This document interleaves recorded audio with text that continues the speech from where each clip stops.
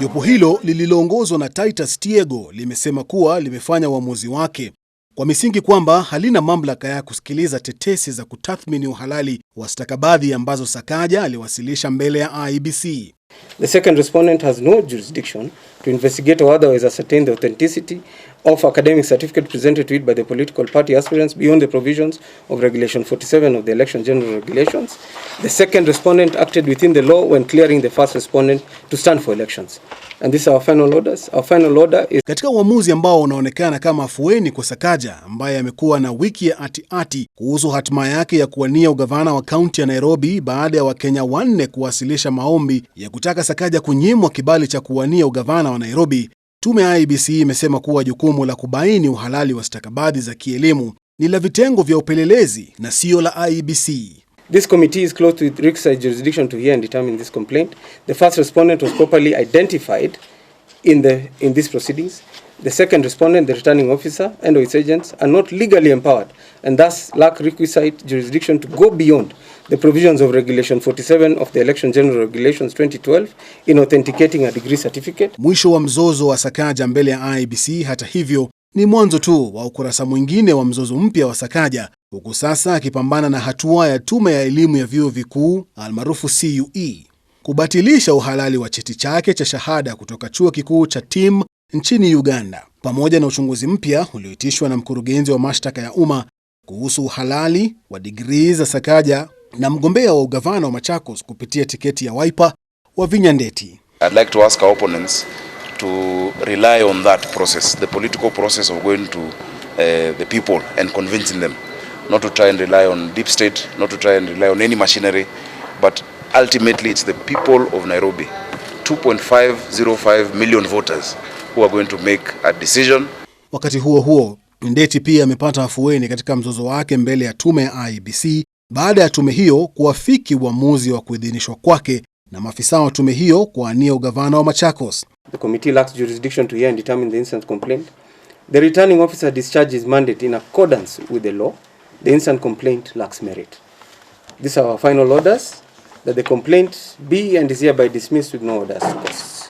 Sawia na uamuzi uliotolewa katika mzozo dhidi ya Sakaja, jopo hilo lililoongozwa na George Murugu limesema kuwa limefanya uamuzi wake kwa misingi kwamba halina mamlaka ya kusikiliza tetesi za kutathmini uhalali wa stakabadhi ambazo Ndeti aliwasilisha mbele ya Iebc.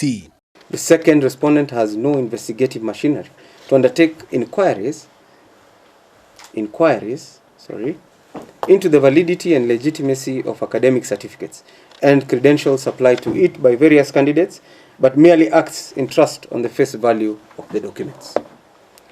Further, under Section 13J of the Election Offences Act 2016, it constitutes an electoral offence to make a false statement or furnish false particulars in any statement which is required under the Elections Act, knowing the statement or particulars to be false or without reasonable grounds for believing the same to be true. That under Section 21 of the Election Offences Act, the institution charged with the power to order investigation and prosecute offences under the said act is the office of the Director of Public Prosecution. It was a waste of time, bwana. It was a waste of time. I went to school. I went to South Bank University. I went to City University.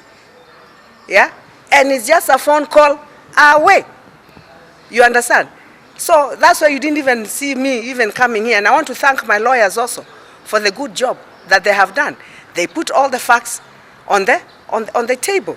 Hii sio kitu ya kubahatisha ama nini. Kama unasema mtu hajasoma, kuna university, enda kwa hiyo university.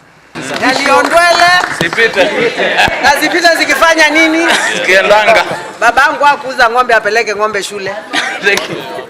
Anayewania useneta wa Kiambu kupitia tiketi ya UDA Karungo Dhangwa, hata hivyo, hakupata afueni baada ya jopo la Iebc lililoongozwa na George Murugu kusema kuwa Dhangwa anakumbwa na maswali ya kimaadili, haswa baada ya kubanduliwa kama waziri wa michezo katika serikali ya kaunti ya Kiambu kwa madai ya kufuja hela za umma. That the Assembly of Kiambu had passed a motion while he was serving as the CEC member for sport and recommended that he be removed. But he was not removed because the then governor did not act on that motion of the assembly. So that's why Mr. Karongo Thangwa, with tremendous respect, feels that that was a very unfair determination, because even when there was material before the committee that he was not removed from office, the committee still went ahead and found otherwise. Wanaulia ngoa baada ya maamuzi hayo sasa huenda wakaelekea mahakamani ili kujaribu tena jitihada zao za kuwa debeni Agosti 9. Nonetheless, we have every right to proceed and challenge that decision before the High Court, and that is the right that Mr. Karongo Thangwa will be exercising first thing in the morning tomorrow.